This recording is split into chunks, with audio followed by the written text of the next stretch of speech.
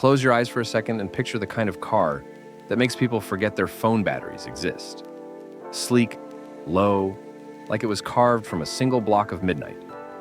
That's the Aston Martin Valhalla, the mid-engine plug-in hybrid that's trying to do something very bold. Give you near hypercar performance while still being a car you could technically use on a weekend away. It looks like a sculpture you can drive, and yes, you'll want to tell everyone about it. What really gets headlines is what's under the skin.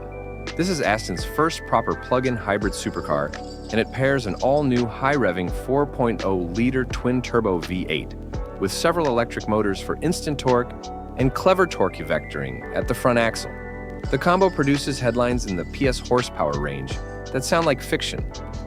It's all about explosive, immediate response, but delivered in a way that still feels refined rather than frantic. In plain English, it's shockingly quick, but it's not trying to throw you out of the seat. It's more like a polite shove that gets you to warp speed. And those stopwatch numbers are the kind of stuff petrolhead dreams are made of. Blistering 0 to 62 mph times and a top speed that brackets the 200 plus mph world, with Aston claiming performance targets that put it squarely in hypercar territory. But here's the takeaway: Valhalla wants to be usable. It's designed to be a little more forgiving than an all-out track monster, which means you can imagine taking it for a spirited backroad blast and then still sitting through dinner without feeling like you just survived a roller coaster. Design-wise, it's unmistakably Aston. Long, sculpted, with dramatic hips and a silhouette that looks like it's been stretched by speed. Think of it as Valkyrie's focused sibling. It shares the DNA of aero obsession, but translates those ideas into cleaner lines that work on a road more often than a racetrack. The doors, the wide stance, the way the fenders blend into the rear haunches. It's showy without shouting. And when you walk around one in person, the details pop. Wing elements that move, vents that breathe with purpose, surfaces that change tone as light hits them. It's theatrical, but in a very tasteful British theater kind of way. Inside, Aston has been smart about mixing race cues with luxury. The cockpit is driver-focused. You'll see exposed carbon, a compact wheel that feels purposeful, and switchgear that acknowledges this is a serious machine. But then, there are reminders that you're still in an Aston. Premium leathers, meticulous stitching, and design flourishes that make the interior feel bespoke, rather than borrowed from a toolbox. Recent photo galleries and first-look previews show a cabin that's sharper and more modern than past models, but still keeps the warmth and detail Aston customers expect. In short, it's raw where it needs to be, and polished where it counts. A question I always get: can you take this thing off the beaten path? Short answer: no, not like an SUV, and that's okay. Ground clearance is low, approach-departure angles are sporty, not rugged, and Valhalla's chassis is tuned for high-speed composure rather than rock crawling. That said, it's engineered to cope with real roads, country lanes, broken tarmac, even a gravel drive up to a manor, with poise.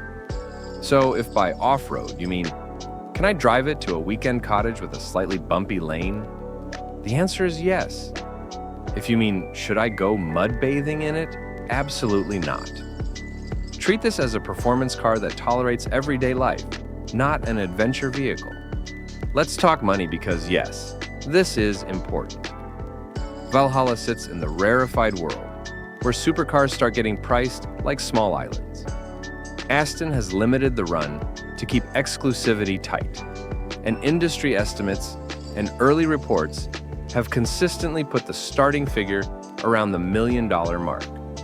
Options, bespoke touches, and collector demand can push that number up quickly. This is very much a pick-your-poison situation, where buyers will happily pay for individuality. If you're thinking of speccing one, be ready for a luxurious diet of bespoke paints, special interiors, and maybe one-off touches that make the car truly yours. How does Valhalla stack up against Aston's recent family? Compared with the Valkyrie, Valhalla feels like the sensible offspring. It borrows tech and philosophy, but aims to be less cultishly extreme and more approachable. Compared with DB11 or Vantage, it's, well, another planet in terms of performance and focus. But you can see the lineage in details and in that unmistakable Britishness. In essence, Valhalla bridges the brand. It gives you a near hypercar experience without asking you to surrender every comfort or every weekend. If Valkyrie is a priceless painting hung behind glass, Valhalla is a commissioned masterpiece you're allowed to hang in your living room and occasionally roll down the street. Ownership will feel premium in ways people expect from Aston. A high level of hand assembly, a bespoke ordering process, and the kind of aftercare that matches the car's value. As a hybrid, charging and battery management are part of the ownership picture. It's built more for performance and hybrid assistance than long EV-only trips, so plan accordingly. But also remember, most buyers of machines in this league rarely look at range first. They're buying experience, rarity, and engineering theater. So, what's the emotional nutshell? Valhalla is Aston Martin's confident answer to the future of performance. A hybrid that doesn't feel like a compromise, a design that reads like a classic while behaving like a missile, and an interior that keeps you connected to the car rather than isolated in a tech cocoon. It's a car for someone who wants cutting-edge performance, but still wants to be able to park it outside a restaurant without needing an oxygen mask. It's ambitious, theatrical, and just a little bit naughty.